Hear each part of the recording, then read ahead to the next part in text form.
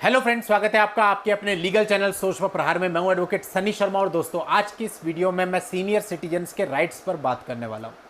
दोस्तों senior citizens यानी कि वो लोग जो कि काफ़ी बड़े होते हैं उम्र में और अनुभव में, और हम सभी लोगों का फर्ज है कि हम उनको सपोर्ट करें। अब दोस्तों इनके लिए कुछ राइट्स भी बनाए गए हैं, कुछ लीगल राइट्स भी बनाए गए हैं और कुछ हमारी नैतिक जिम्मेदारियां भी हैं।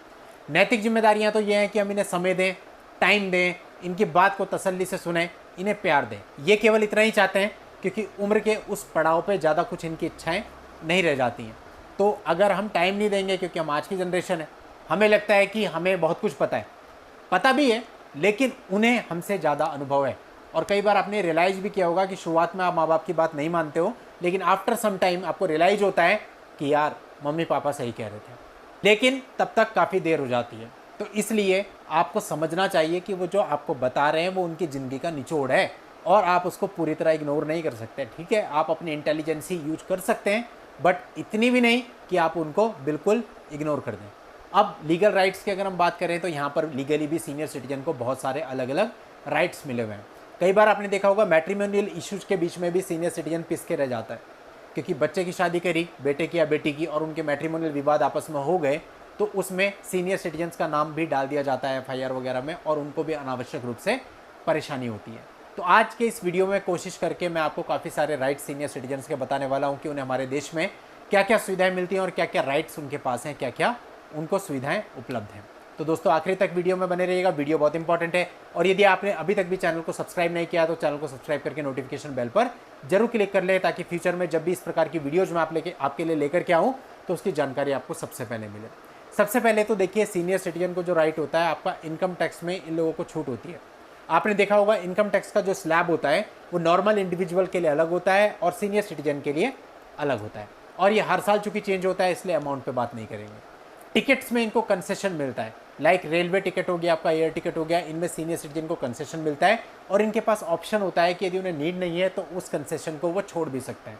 इसके अलावा दोस्तों बैंकों में, पोस्ट ऑफिस में और भी अन्य जगहों पर बहुत सारी स्कीम्स ऐसी होती हैं जो स्पेशली सीनियर सिटीजन के लिए होती हैं, वो उसका लाभ भी उठा सकते हैं। इंश्योरेंस पॉलिसी के प्रीमियम में भी इनको छूट मिलती है। दोस्तों अगला राइट होता है सीनियर सिटीजन का कि उन्हें कहीं पर भी क्यू में लगने की आवश्यकता नहीं है।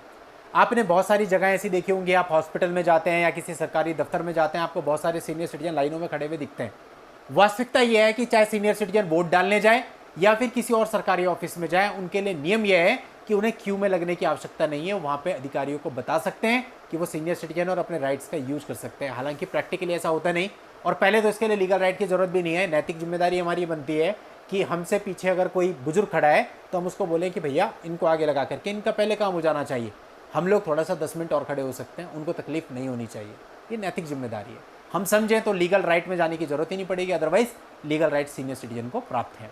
इसके अलावा दोस्तों कई बार ये होता है कि सीनियर सिटीजन अपना बहुत कुछ वसीयत के थ्रू या किसी और मीडियम से अपने उत्तराधिकारी के नाम कर देते हैं, और जब किसी दूसरे बंदे के नाम ये सारी चीज़ हो जाती है उसके बाद वो उनके साथ मिसबिहेव शुरू कर देते हैं, या उनकी कदर नहीं करते, या घर से निकाल देते हैं, इस प्रकार की चीज़ें करते हैं। तो सीनियर सिटीजन को राइट है कि वो उनसे अपने सारी चीज़ों को वापस ले सकते हैं और फिर से किसी अन्य व्यक्ति को वो सारी चीज़ें दे सकते हैं, वो सारे अधिकार दे सकते हैं। इसके अलावा दोस्तों यदि माता पिता हैं, उनके परिवार में उनको पूछा नहीं जा रहा है, उनको ठीक से उनका भरण पोषण नहीं किया जा रहा है, तो सेक्शन 125 सीआरपीसी उनको ये अधिकार देता है कि वो भरण पोषण के लिए वाद दायर करके भरण पोषण ले सकते हैं।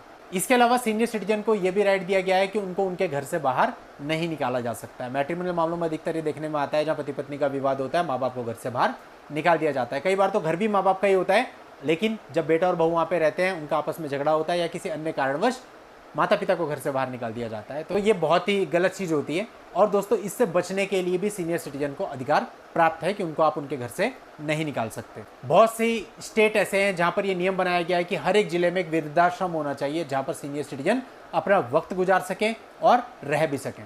इसके अलावा दोस्तों एक कानून है maintenance and welfare of parents and senior citizen. इस एक्ट के अंतर्गत भी सीनियर सिटीजन को काफ़ी सारे राइट दिए गए हैं जिससे वो अपनी जान माल की सुरक्षा कर सकते हैं, अपना मेंटेनेंस प्राप्त कर सकते हैं। इसके अलावा दोस्तों यदि सीनियर सिटीजन के आय का कोई सोर्स है तो फिर ऐसे केस में वो अपना मेंटेनेंस क्लेम नहीं कर सकते हैं। लेकिन दोस्तों जो भी है, हमें ये समझना चाहिए कि सीनियर सिटीजन्स मतलब हमारे माँ बाप, हमारे दादा दादी हो सकते हैं, हमारे नाना नानी हो सकते हैं, इन सब की जितनी सेवा कर सकते हो कर लो, क्योंकि इनकी सेवा में सब कुछ है, मेवा ही मेवा है, सारी चीज़ें मिलेंगी आपको, आपको इनकी सेवा करनी है। किसी भी तरह से, हर प्रकार से। आपको ये नहीं सोचना उनका नेचर कैसा है, क्योंकि जब आदमी बुजुर्ग होता है तो थोड़ा सा आउट ऑफ द वे चला ही जाता है, एक बच्चे की तरह हो जाता है। जैसे बच्चा जिद करता है ना, वैसे आपने देखा होगा कई बार एक बुजुर्ग भी जिद करता है और हम डांट के उसको चुप करा देते हैं। वो चीज़ बिल्कुल गलत है।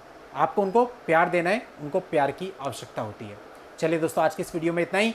नेक्स्ट वीडियो में नई लीगल जानकारी के साथ हम आपसे फिर मिलते हैं। तब तक के लिए good bye and thank you for watching. Take care.